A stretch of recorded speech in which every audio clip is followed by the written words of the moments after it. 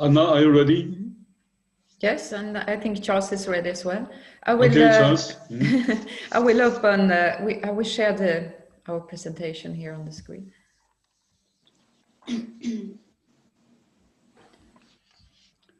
Okay, yeah. All right, I think this will do.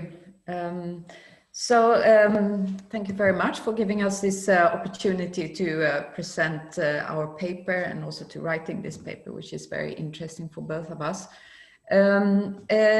We have thought a little bit about how to frame the paper and come more and more towards the perspective of actually looking into the EU's sustainability or global sustainability leadership. One that the EU has had for quite some time and that Charles has done quite a lot of research on in other sort of fora than the EU-Asia connectivity strategy. But we have now the idea to apply this kind of typology of leadership and see how far actually this connectivity strategy can let's say can help the EU to exert some sort of sustainability leadership in Asia, and Asia seen in a wide perspective. So just to start, so talking about the EU as a global leader in sustainability, so I'm sure that this is one of the things that you have already heard, and that is quite sort of widely recognized.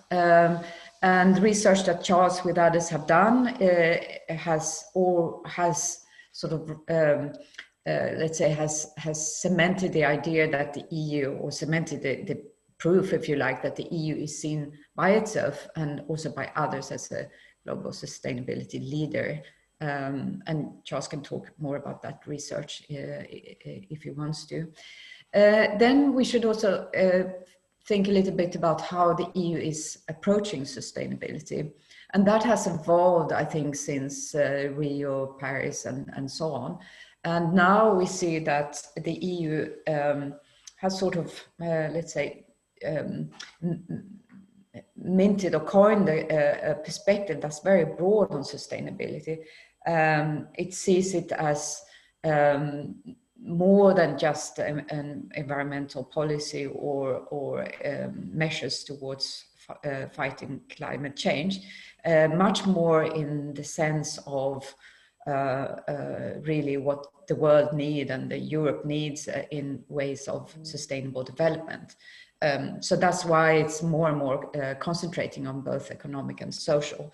And we see that very clearly in this this new drive of the EU, the European Green Deal, which was launched last year, but which is now actually taking shape in the sense that the EU is coming towards an agreement on the budgetary, on its financial framework, and then the EU budget, and also how to apply, you know, how to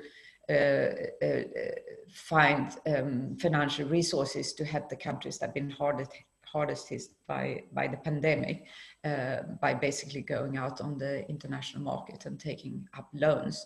So we see that the EU is becoming much more ambitious when it comes to this transformative, let's say, approach, which is it sees really in the terms of sustainable development and sustainability.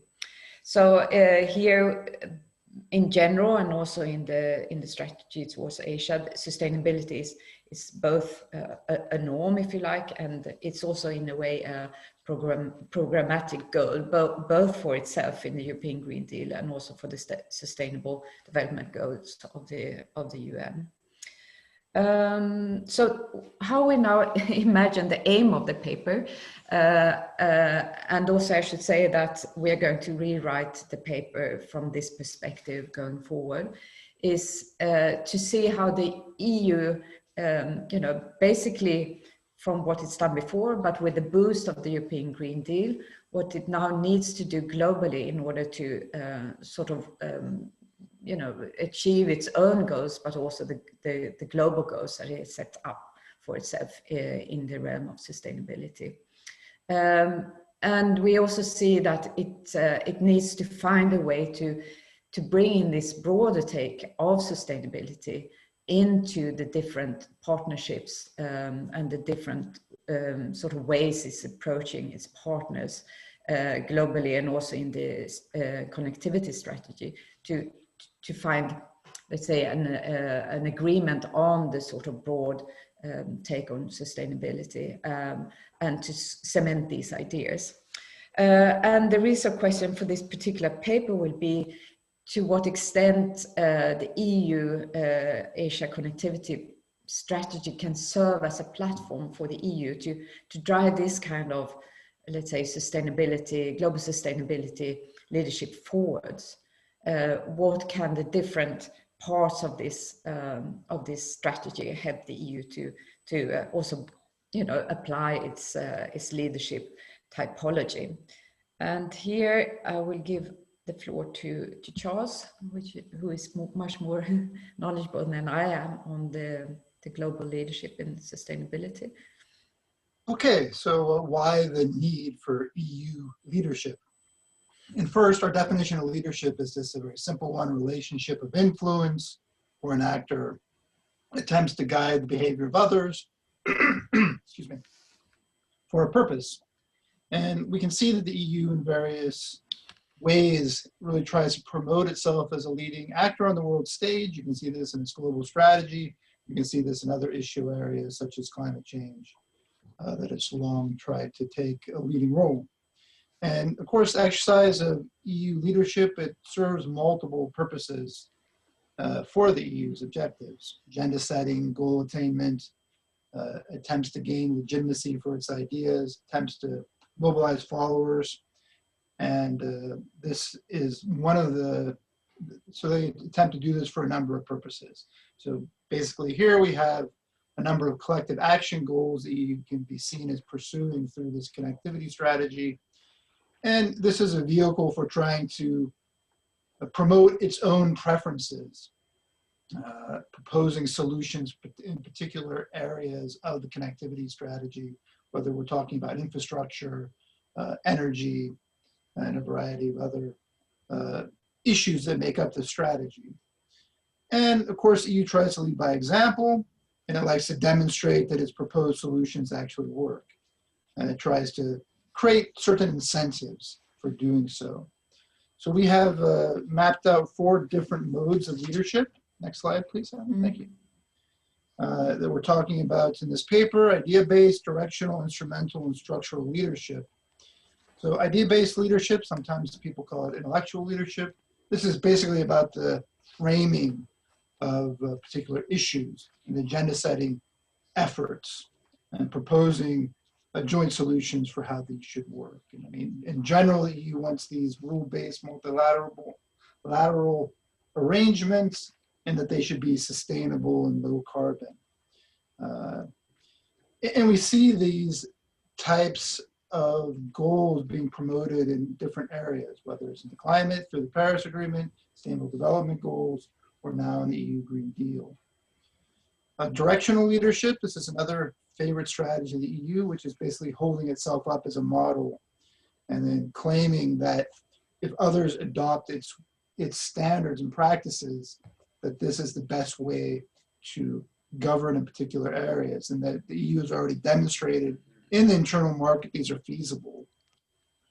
The EU very much likes to make this argument that they've already proven that it's possible to have sustainable economic growth, and they point to the statistics on how much they've managed to reduce greenhouse gases and at the same time grow their economy. And I think when you look at this sustainability strategy, you very much see idea-based and directional leadership as leading by example. Ideas are very much in the document. And I think the document sort of creates a platform for these other types of leadership, whether it's instrumental leadership, which is basically trying to act as a broker, bringing together stakeholders to facilitate different partnerships, whether it's in infrastructure or energy, are 2 prominent ones. And then, of course, finally, structural leadership, which is this resource-based leadership, where the EU tries to use financial tools, for example, energy and infrastructure investment, basically deploying power resources that create incentives for people putting into place its vision for how arrangements should look. Okay, back to you, Anna. All right, so our two last slides here. The one I have up now is looking more directly at the EU-Asia connectivity strategy. And here it's very clear that sustainability is one of the key dimensions. It seems to permeate all activities. And also when you look at more this sort of concrete, let's say, actions that the EU has taken towards partners, you see that sustainability is always mentioned, although in very different ways. And for the EU, it's very clear it sees sustainability as a goal in itself. I mean, this is the sort of normative or programmatic dimension of sustainability. But it also sees it as a way of achieving good governance. And that is a very broad concept that the EU is using. So good governance, both in terms of political norms and also in terms of sort of how can you actually achieve in very concrete situations sustainable solutions, sustainable development. And here we see that the EU tries to promote various sets of standards, production and also consumption standards. And this is something we can see very much coming from the way in which the EU approach sustainable development within Europe. But we see two key problems here when it comes to the strategy itself. And one is that there are multiple objectives. I mean, sustainability might be sort of a key norm or key goal, but there are lots of different objectives when the EU approaches the different partners. And these objectives are playing out on very different levels. The various partnerships look very different. And the problem is if the sort of the big variation in the way in which the EU actually acts, if that is something that can actually reinforce its leadership, so it becomes more context, let's say context relevant, or is it actually counterproductive that the EU will look as a very different leader in different, vis-a-vis different partners. And then the partner countries themselves are at very different socioeconomic development. And that means that they themselves will have very different views of what sustainable development actually is and how urgent it is. And also they will also see maybe not sustainability as the most strategic goal to achieve, especially if we compare it to China's BRI, but that there are different ways in understanding their strategic outlooks.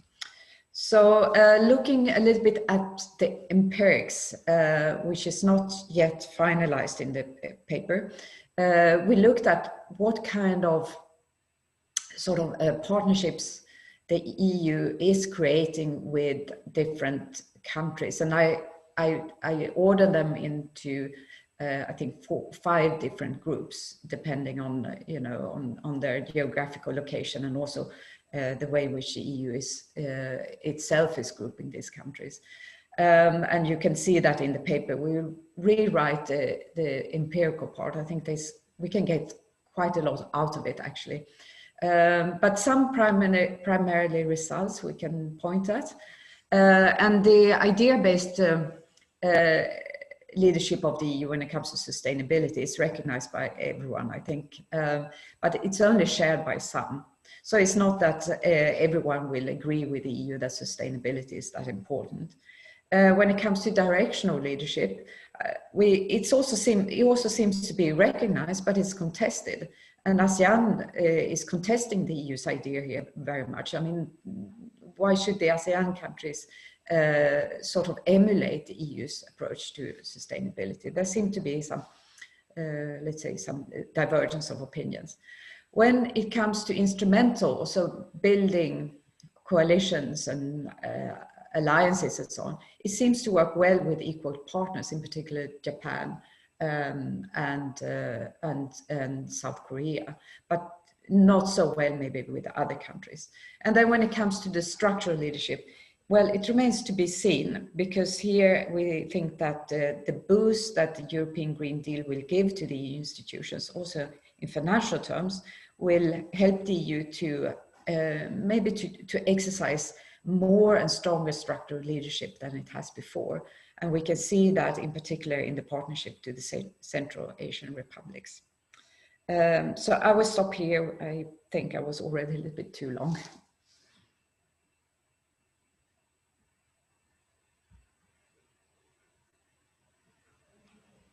Thanks a lot, Anna.